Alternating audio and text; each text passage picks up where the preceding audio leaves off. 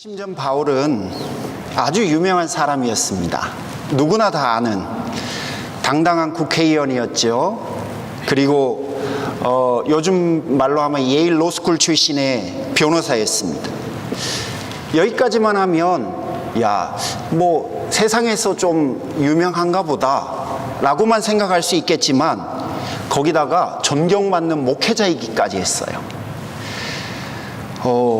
사람이 잘나도 이렇게 잘날 수 있을까 싶은 마음이 들 정도로 대단한 사람이었습니다. 여러분, 제가 해보니까요, 훌륭한 목회자는 둘째치고요, 평범한 목사가 되는 것도 쉽지가 않습니다. 그런데 바울은 다 가진 사람이에요. 물론 이런 백그라운드 때문이었는지 어쩐지 모르겠지만 그의 삶은 정말로 당당했어요.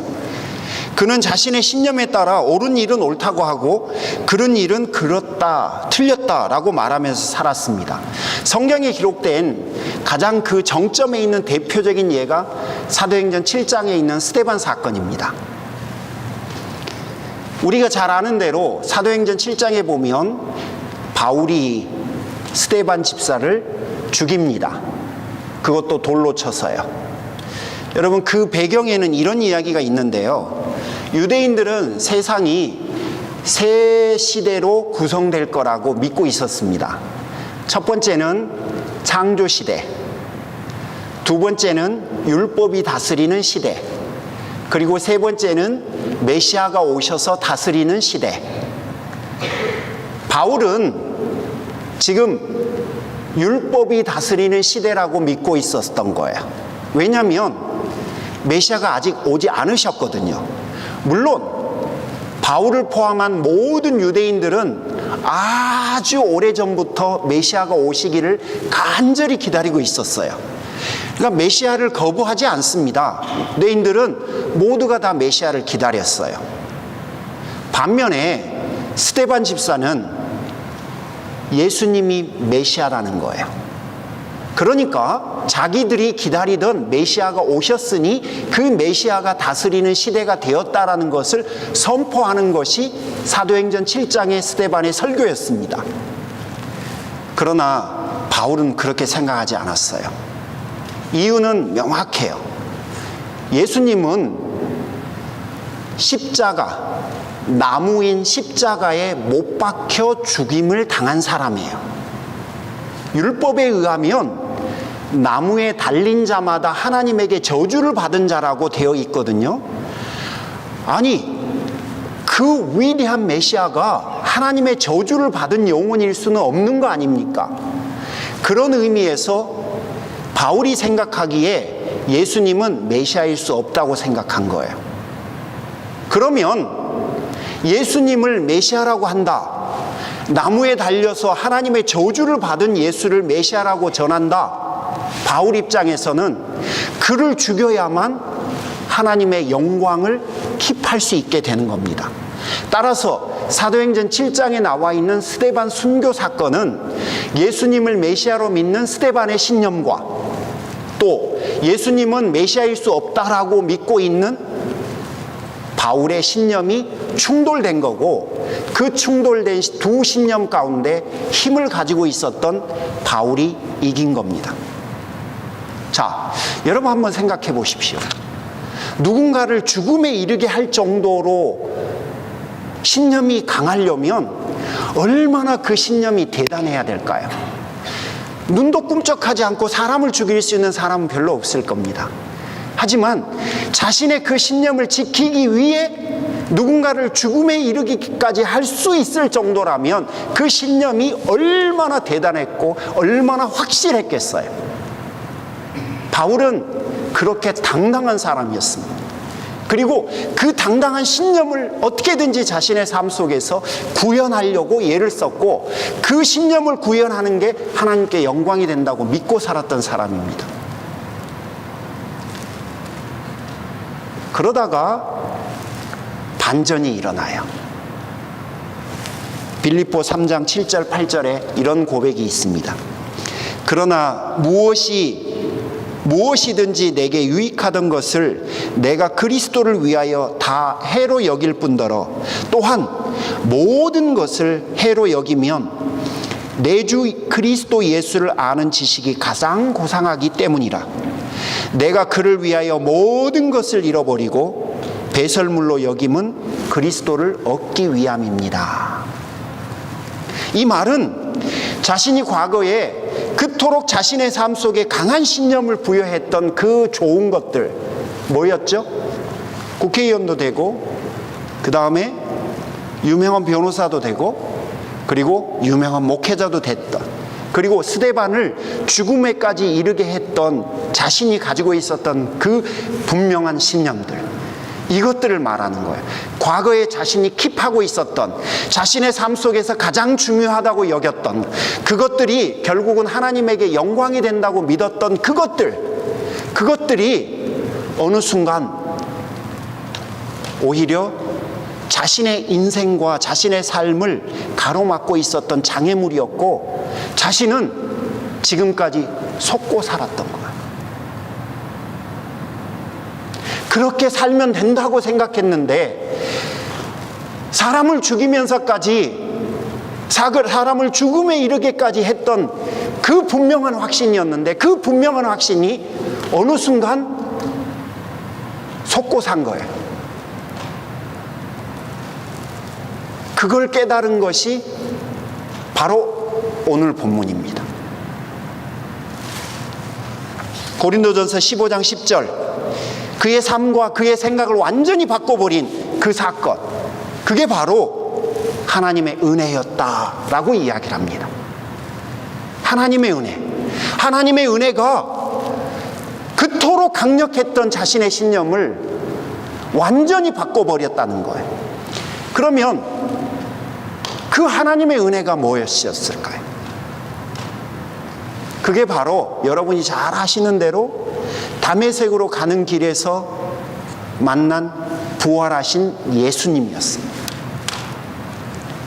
다메섹으로 가는 길에서 사울아 사울아 하면서 그를 만나 주셨던 그 예수님과의 만남이 바로 그의 삶을 통째로 바꿨다라고 이야기를 합니다.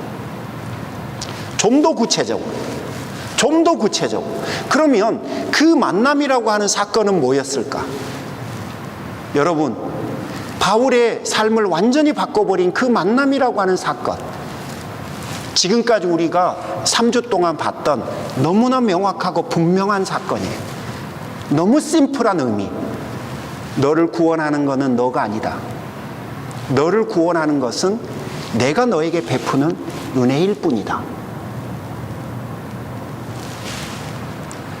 바울이 그것을 다메섹으로 가는 길 위에서 깨닫게 된 겁니다.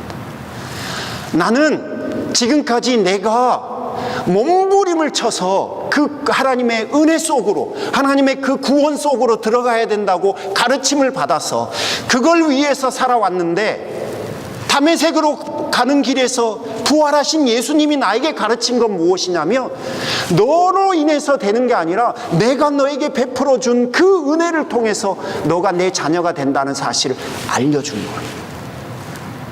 바울이 그 사실을 깨닫고 과거에 그 몸부림치면서 소중히 여겼던 것을 배설물처럼 버립니다. 그리고 오로지 하나를 킵하죠. 그게 뭐예요, 여러분? 하나님의 은혜, 예수 그리스도, 그분이 나에게 주신 그 복음, 그 복음 하나를 바울이 자신의 생명보다 더 소중하게 간직하게 됩니다. 이게 바로 바울이 경험한 하나님의 은혜고 오늘 본문의 고백입니다. 여러분, 저는요 신학대학원을 다닐 때 기도 제목이 하나 있었습니다. 여러분이 들으시면 웃을지 모르지만 저한테는 굉장히 진지한 제목이었어요. 너무 가난해갖고 하루 3끼를 못 먹는 학생들이 되게 많습니다. 신학대학원에는 그래요. 그래서 조금 여유 있는 사람들이 학교 식당 식권을 도네이션 함에다 넣어줍니다. 그러면 누구나 거기서 가지고 가서 밥을 먹습니다. 근데 여러분, 제가 이래봬도 부끄러움을 굉장히 많이 타고 일종의 약간의 그 부끄러움이 가미된 자존심이 좀 있습니다. 네, 그거를 못 가져오는 거예요. 못 가져오고 뭘 하냐면 그냥 굶습니다. 그러니까 굶다 보니까 여러분 얼마나 그 밥을 하루 3끼 먹고 싶었겠어요. 그러니까 그 밥 하루 3끼 먹고 그 다음에 한 가지 소망이 더 더해졌는데 3끼 먹고 나서 여러분 혹시 아실지 모르겠다. 붕어 싸만코라고 하는 그 아이스크림 아십니까? 예. 네. 그거 하나 먹어보는 게 제가 신학대학원 다닐 때 기도 제목이었습니다. 여러분 웃기죠? 제가 무슨 나이 70대도 아니고 뭐 6.25 전쟁 끝나고 뭐 베트남 전쟁에 참전한 참전용사도 아니고 여러분 20세기에 다 여러분 20세기에 태어나셨고 20세기 후반에 태어난 여러분 제가 이제 40대 중반밖에 안 되는 제가 가지고 있었던 기도 제목이 그거였어요. 밥 하루 3끼 먹고 밥 먹고 나서 그 붕어 싸만코 하나 먹어보는 게 제 꿈이었다는 겁니다. 유학은커녕요, 유학가는 목회자는 받지 제가 유학을 오게 되고 학위를 받고 여러분을 섬기는 목사가 될 거라고 그때는 상상도 못했습니다. 정말 상상도 해본 적이 없습니다. 하루 3끼 그리고 아이스크림을 꿈꾸는 저에게 이게 가당키나 한 일이겠어요? 그런데 여러분 보십시오. 저의 삶에도 급격한 반전과 변화들이 있지 않았습니까? 저의 삶도 아이스크림을 꿈꾸는 그런 삶에서 이제는 그 아이스크림하고는 비교할 수도 없는 수많은 일들이 벌어졌잖아요. 그게 뭐 때문인지 아세요? 하나님 은혜죠. 하나님 은혜. 여러분 제가 아이스크림 하나 제대로 못 먹던 제가 서포트 없이 10년간 공부했잖아요. 어떻게 되겠어요? 어떻게 됐을까요? 제가 어디서 빚내서 했을까요? 아니면 제가 누구에게 돈을 훔쳤을까요? 안 그랬을 거 아니에요. 그런데 어떻습니까? 공부 다 끝났잖아. 그리고 자식들도 키웠잖아요. 어떻게 설명할 수 있어요? 설명이 어렵죠. 그래서 우리는 그거를 뭐라고 표현하냐면 하나님의 은혜다 이렇게 표현하는 거죠. 하나님의 은혜. 제 인생에만 그런 하나님의 은혜가 있었습니까? 여러분 인생에도 그런 하나님의 은혜가 있었잖아요. 하나님 은혜 없이 여러분 살 수 있었나요? 없었죠. 바울이 지금 고백하고 있는 하나님 은혜라고 하는 단어와 사실은 똑같습니다. 똑같아요. 그게 바로 여러분과 저의 인생, 또 바울의 인생에 있었다는 거예요. 목사님, 좋은 일이 많으셨나 봅니다. 하나님 은혜는요, 좋은 일만 많은 게 아니에요. 그거는 엄청나게 큰 오해예요. 여러분, 하나님 은혜에는 감당해야 되는 사실은 그림자와 같은 것들도 되게 많아요. 여러분이 제 인생을, 여러분의 인생을 그저 한번 훅 영화처럼 되돌려 봐도 여러분 거기에는 많은 일들이 있으셨을 거예요. 지난 한 달 동안 그 복음 이야기 하려고 애를 썼어요. 여러분 다시 한번 리마인드 해보시지 않겠어요? 로마서 1장 16절 17절 내가 복음을 부끄러워하지 아니하노니 이 복음은 모든 믿는 자에게 구원을 주신 하나님의 능력이 됨이라. 먼저는 유대인이고 그리고 헬라인에게로다. 복음에는 하나님의 의가 나타나서 믿음으로 믿음에 이르게 하나니 기록된 바 오직 의인은 믿음으로 말미암아 살리라 함과 같으니라. 지난 2시간 동안에 누가복음 15장의 두 아들 이야기로 여러분과 함께 만났었습니다. 그리고 오늘 고린도후서 15장 10절 나의 나된 것은 다 하나님의 은혜라 이런 고백이 있어요. 사랑하는 성도 여러분, 여러분에게 있는 은혜인 거예요. 그 은혜 때문에 여러분 지금까지 살아온 게 사실이에요. 그리고 그 은혜를 가지고 앞으로도 살아가셔야 돼요. 목사로서 여러분에게 드리고 싶은 핵심은 딱 2가지예요. 은혜가 여러분에게 있다는 것과 그 은혜를 여러분이 누리라는 이야기예요. 그 은혜를 제대로 여러분이 아셨으면 좋겠어서 지난 3주 동안 그 복음이 뭔지를 여러분에게 말씀드렸고요. 여러분, 오늘부터는 그 은혜를 좀 마음껏 누리라고 여러분에게 말씀드리고 부탁드리고 싶은 거예요. 오늘 본문의 주인공인 바울도 그 은혜를 누렸어요. 본문에 보면 두 가지를 누린 것 같아요. 제가 찾은 단어가 두 개인데요. 첫 번째는요, 더 수고하고 라고 하는 단어예요. 아니, 은혜를 누리려니까 뭘 수고를 해? 이런 의아하신 생각이 드실 수도 있는데요. 여러분, 바울이 수고하게 된 동기를 여러분이 좀 살펴보시면 좋을 것 같아요.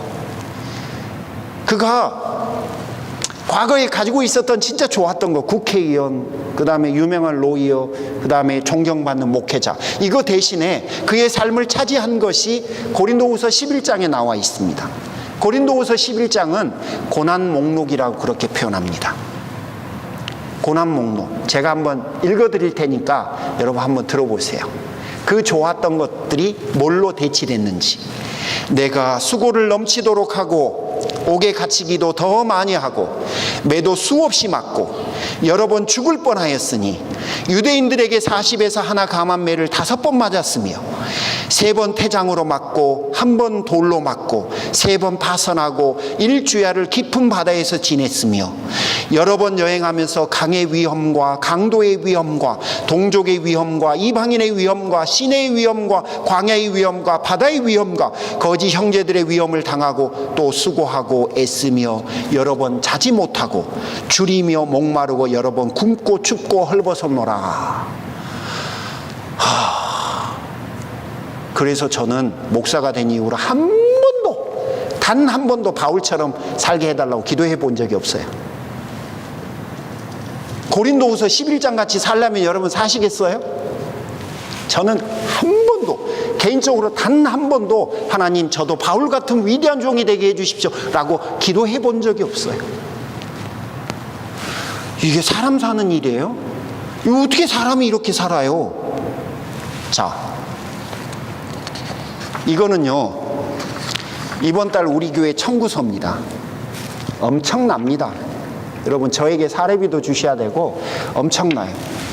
이거는요, 언제든지 여러분 4인 가족이 한국을 가실 수 있는 대한항공 항공권입니다. 이거를 가지시겠습니까? 이걸 가지시겠습니까? 이거 달라고요?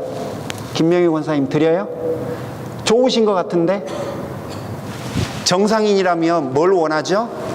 이걸 원하죠. 이걸 원하죠. 누구나 당연히 정상적이라면 이걸 원하실 겁니다. 왜 그렇습니까? 누가 힘들고 부담스러운 걸 원합니까? 바울은 사람 아닙니까? 다 사람이죠. 그런데 바울은 이 비를 달라고 한 거예요. 그리고 예수님도 사실은 우리에게 너는 나에게 대한항공 티켓이 아니라 비를 가지고 와도 된다라고 말씀하셨어요. 수고하고 무거운 짐진 자들아 다 내게로 오라. 여러분, 수고하고 무거운 짐진 자들만 여기 다 앉아 계셔 보십시오. 목사는 죽습니다. 여러분, 자녀들이 가끔 가다 갈비도 한 번씩 이렇게 사줘야 부모가 힘이 나는 거 아닙니까? 근데 맨날 와갖고 힘든 이야기만 해보세요. 여러분, 그 부모 살 길이 없습니다. 심리적으로요. 마찬가지예요. 그런데 바울은 고린도후서 11장에 보면 고난 목록이라고 하는 것을 그 다음에 자신의 삶으로 받아들이고 살거든요. 이게 도대체 어찌된 일이에요? 그러면 바울의 인생은 불행한 거 아닐까요? 얼마나 힘이 들었겠어요? 맨날 이런 삶을 살아야 했으니 얼마나 어려웠겠어요? 그게 바로 바울이 경험한 은혜 속에 숨겨져 있는 비밀이었다는 거예요. 바울이 지금 고린도후서 15장 10절에서 말하고 싶은 하나님의 은혜라고 하는 것이 담겨놓은 이야기인 것 같아요. 그는 은혜가 이끄는 수고를 했고 수고하는 기쁨을 누렸다는 거예요. 꼭 연애할 때처럼. 지금부터 박은신 집사님과 양영철 집사님의 연애 시절을 한번 상상해 보십시오. 양영철 집사님이 박은신 집사님의 마음을 얻기 위해서 뭐든 다 했을 거예요. 맞아요, 틀려요? 맞지요? 예, 뭐든 다 했을 거예요. 왜 그런 줄 아세요? 좋으니까. 지금은 어떨까? 지금도 마찬가지일까요? 에이, 우리 지금은 다큐죠. 지금은 다큐지. 그렇지 않습니까? 어느 부부든지 적당한 선에서 일종의 타협을 하면서 살지요. 근데 저 부부는 좀 특별할 수도 있을 것 같아요. 부럽습니다. 여러분, 왜입니까? 왜 내가 그 수고를 아끼지 않습니까? 그 수고보다도요, 기쁨이 더 크기 때문에 그랬습니다. 똑같아요. 바울은요, 고린도후서 11장에 기록되어 있는 그 고난 목록의 삶을 살면서 하나님을 향한 원망을 한 번도 표시 안 했어요. 빌립보서에서 보면요, 감옥에 갇혀 있었던 그였지만 나는 기쁘고 기쁘다 이렇게 말을 해요. 가식이라고요? 예, 가식일 수 있겠죠. 그러나 그 가식을요, 한 달은 할 수 있어요. 2달도 할 수 있습니다. 1년 할 수 있을까요? 2년 할 수 있을까요? 어렵습니다. 그가 살아온 세월을 보면 결코 가식으로는 버틸 수 없는 세월이고 환경이에요. 그에게 하나님의 은혜가 있었고 그 은혜를 그는 누렸는데요, 그 은혜를 어떻게 누렸냐면 은혜가 이끄는 수고의 기쁨을 누리면서 그는 은혜를 누렸습니다. 이게 바울이 누리고 있는 은혜의 모습입니다. 여러분, 오해하시면 안 되는 게 있어요. 그게 뭐냐면 은혜 갚으려고 남들보다 더 수고했다라고 하는 거는 오해입니다. 그가 스데반을 죽인 그 죄책감 때문에 더 수고했을 것이다. 여러분, 그것도 오해입니다. 왜냐하면 바울이 깨달은 은혜는 그런 류의 것이 아니었기 때문에요. 그는 진짜 좋아서 더 수고했습니다. 그 다음에 그가 더 수고했다라고 하는 말에 담고 싶은 의미가 이런 것 같습니다. 내가 뼈 빠지게 열심히 살겠다라고 하는 의미가 아니라 나만을 위해서 살지는 않았다라는 이야기 같아요.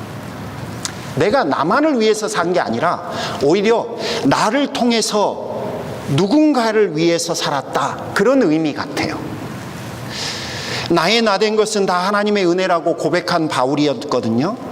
그가 기꺼이 살아온 삶은 정말 너무너무 달랐어요. 여러분 한번 들어보시겠어요? 바울의 인생 초반 어땠어요? 아까 너무 화려했죠. 그러다가 기독교인의 출발점, 여러분 어느 누구보다도 환상적이었습니다. 여러분 중에 사울아 사울아 라고 하면서 부활하신 예수님이 딱 나타나셔서 여러분을 부르신 분 계세요? 그때부터 예수 믿기 시작하신 분 계십니까? 없잖아요. 하지만 그는 다메섹으로 가는 길에서 부활하신 예수님이 직접 자신을 불러주셨어요. 그리고 신앙인으로서 살아가는 삶도 어땠습니까? 가는 곳마다 기적과 이적이 나타나요.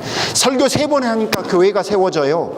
기도하고 찬양만 해도 옥문이 열렸어요. 심지어 바울의 몸에서 있는 손수건만 누군가가 가지고 와서 환자 앞에 올려두면 병이 낫고 귀신이 떠나갔습니다. 기가 막힌 인생 아닙니까? 이런 것 중에서 하나만 대보세요. 새하늘 우리 교회 부흥합니다, 진짜. 제가 밖에 나가서 한 번만 설교하는데 5,000명, 3,000명이 회개해봐요. 진짜 기가 막히죠. 그러면 다 예수 믿을 거예요. 근데 바울 한 사람에게 이런 일들이 다 벌어진 거예요. 여러분, 얼마나 멋졌겠어요, 그의 인생이. 그런데 또 반전이 있어요. 그의 인생의 마지막, 너무 처참해요. 너무 비참해요. 들어보십시오. 개척한 교인들은 이단들로 변질됩니다. 동고동락했던 동역자들이 바울이 감옥에 갇히자 등을 돌리고 떠나갑니다. 소수의 믿음을 지키는 사람들은 겨우 자신의 신앙을 유지하기에 급급한 정도입니다. 자신이 살아있는 동안 주님의 재림이 임할 거라고 믿었던 그 소망도 사실은 잘못된 것이라고 판명이 됐어요. 재림하신 주님과 함께 구름 위에 있기는커녕 그는 로마의 지하 감옥에 갇혀있는 처지가 되었습니다. 그토록 소원하던 스페인 선교는 꿈도 꾸지 못하고 로마의 지하 감옥에 갇혀서 참수용으로 마지막의 삶을 마감했습니다. 이게 바울의 인생이었어요. 여러분 어떠세요? 너무너무나 쓸쓸한 최후 아닙니까? 매맞고 헐벗고 결국 지하 감옥에서 쓸쓸하게 최후를 맞이하고 맙니다. 여기에 그가 담고 싶은 내가 더 수고했다라고 하는 단어의 의미가 담긴 것 같아요. 무슨 말이냐면 내가 더 수고했더니, 내가 하나님의 은혜를 받았더니 내 인생이 더 잘 피더라, 그런 이야기를 우리에게 전달하고 싶은 게 아닌 것 같다는 거예요. 그의 최후의 삶을 보면 어느 누구도 꿈꾸는 그런 삶이 아니라는 거예요. 그럼에도 불구하고 그의 인생은 마지막 순간까지 평안과 평강을 유지하고 있어요. 그의 삶의 마지막 그림과는 너무나 다른, 외형적인 그림과는 너무나 다른 내면의 평강과 기쁨이 그의 인생에 있었다는 거죠. 이게 바로 그가 우리에게 전달해 가고 싶은 더 수고하는 자신의 모습 같습니다. 그러면 그게 뭘까? 요셉을 한번 봐보자고요. 여러분, 요셉이 애굽의 총리로 세워줬잖아요. 이게 하나님의 은혜잖아요. 총리가 된 게 하나님의 은혜가 맞잖아요. 형들에 의해서 종이었는데, 그리고 나중에는 감옥에 있었는데 세상에 총리가 돼 있는 거예요. 여러분, 이게 꿈이나 꿀 수 있는 일이었나요? 그런데 요셉은 그게 하나님의 은혜라는 걸 알았어요. 그래서 그는 형제들에게 복수하는데 그 은혜를 사용하지 않습니다. 그 은혜를 형들을 용서하고 화합하고 자기 백성들을 구원하는 데 사용합니다. 에스더도 한번 봐보십시오. 고아예요. 나중에는 페르시아의 왕비가 됩니다. 인생 반전, 이런 반전이 있을 수 있을까요? 고아가 페르시아의 왕비가 되다니요. 여러분, 이게 말이 됩니까?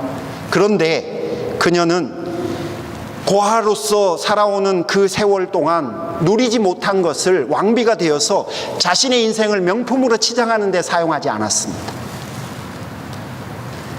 고아를 왕비로 세워주신 것이 하나님의 은혜라고 하는 사실을 이해하고 자신의 그 과거의 삶을 보상받는 데 사용하지 않고 오히려 민족을 하만의 손에서 구원하기 위해서 자신의 목숨을 거는 데 사용합니다.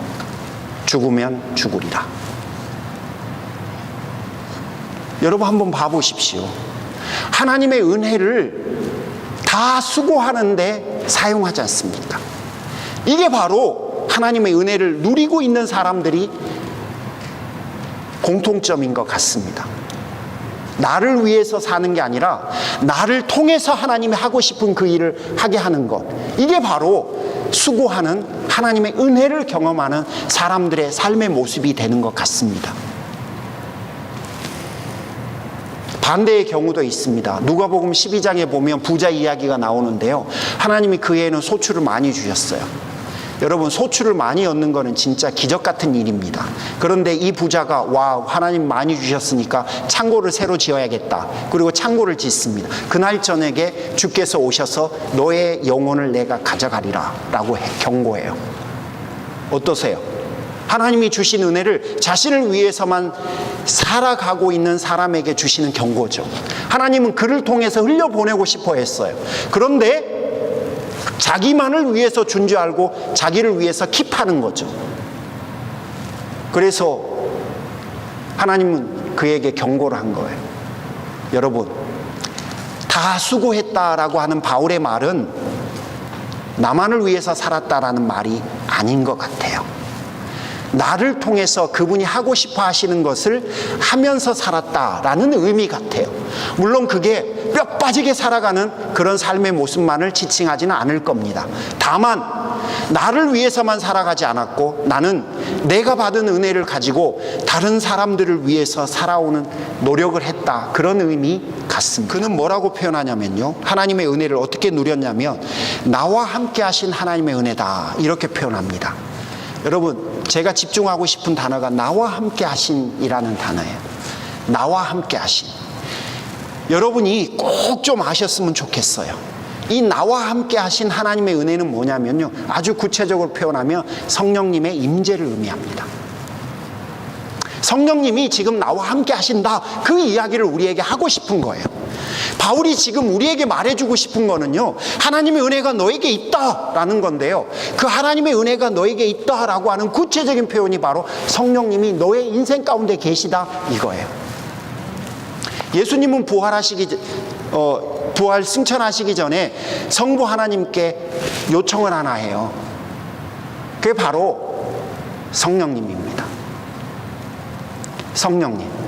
성령님을 왜 요청했냐면요, 이미 예수 믿고 있는 자들과 앞으로 예수 믿게 될 자들을 위해서 성령님을 요청해요. 그러면 성령님은 우리가 지금까지 이해하고 있었던 기도원에 존재하고 계시는 분이 아니라 사실은 여러분을 위해서 지금 와 계신 거예요. 내가 하나님의 은혜를 누린다는 건 뭘 의미하냐면요, 여러분이 그 은혜 속에서 지금 성령님과 함께 걸어가고 있다는 이야기예요. 그분이 여러분 삶 속에서 여러분을 돕고 계시다는 것을 의미해요. 바울은 그 사실을 여러분에게 알려주고 싶어 해요. 여러분에게 하나님의 은혜가 있습니다.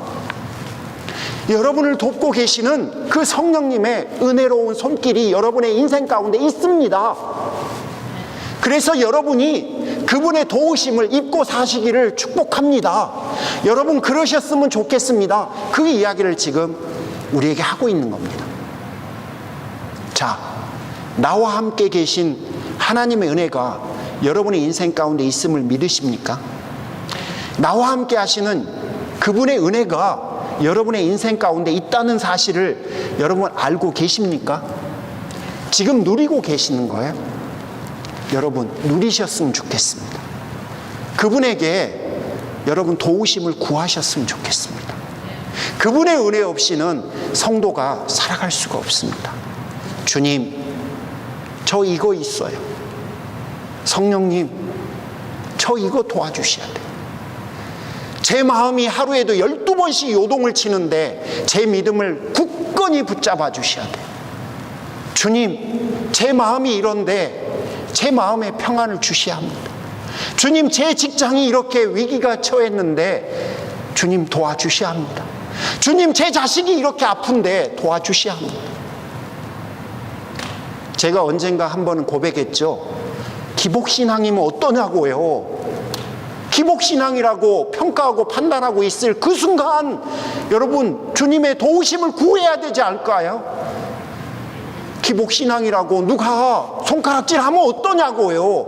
자녀가 아버지 앞에 도움을 구하는데 거기에 무슨 체면이 필요하고 무슨 논리가 필요해요. 다만 그 은혜가 있음을 모르고 사는 것이 안타까울 뿐이죠. 그 도움을 구하지 않고 살아가는 것이 가슴 아플 뿐이죠. 여러분, 여러분에게는 하나님 은혜가 있어요. 나를 나되게 만드는 하나님의 은혜. 그래서 결국 여러분을 하나님의 자녀로 든든하게 굳세게 만드시는 그 은혜, 여러분 그 은혜가 있습니다. 아십니까? 바울도요, 하나님이 뭐라고 하셨냐면 악한 사람이라고 그랬어요. 바울더러 그 악한 사람이 바로 너다 라고 했어요. 그런데 그 악한 사람이었던 바울을 하나님 마음에 합한 사람으로 만드신 분이 바로 하나님이십니다. 그걸 신뢰하자는 거예요. 그 은혜를 신뢰하자는 거예요. 목사님, 저 정도면 괜찮지 않습니까? 그게 아니라요, 우리가 신뢰해야 될 게 지금 우리의 상황이 아니라요, 나를, 악한 사람인 나를 하나님 마음에 합한 사람으로 만들어 놓으신 그 아버지의 은혜를 신뢰하자는 거예요. 성령님이 바로 여러분의 삶과 여러분의 신앙과 여러분의 영성을 그렇게 이끄실 거라는 그 확신을 신뢰하자는 거예요. 저에게 있는 유일한 소망이 바로 그겁니다. 우리 교회를 향해서, 여러분을 향해서, 제 인생을 향해서, 지금 눈에 보이는 것들이 아니라, 지금 일어나고 있는 현상이 아니라 우리에게 주신 그 약속, 내가 너와 함께 하리라 약속하셨던. 그래서 악한 자라고 하는 평가를 받았던 다윗마저도 하나님 마음에 합한 자로 바꿔놓으시는 그 은혜, 그 은혜를 신뢰하면서 살아가자는 겁니다. 여러분, 시선을 여러분을 도우시는 그 성령님께로 옮겨보십시오. 그리고 정말 무너지지 않을 것 같은 그 골리앗 같은 그 여러분 여리고성 같은 그런 문제 앞에 하나님 은혜를 구해보십시오. 그 은혜는 여러분 인생 가운데 결국 일어납니다. 저는 그 사실을 믿습니다. 여러분, 이게 고린도전서 15장 10절을 통해서 바울의 고백을 통해서 여러분에게 드리고 싶은 하나님의 마음인 것 같습니다. 여러분, 말씀을 정리합니다. 하나님의 은혜가 여러분을 만듭니다. 그리고 그 은혜가 여러분에게 있습니다. 여러분, 이제 누려보시지 않겠습니까?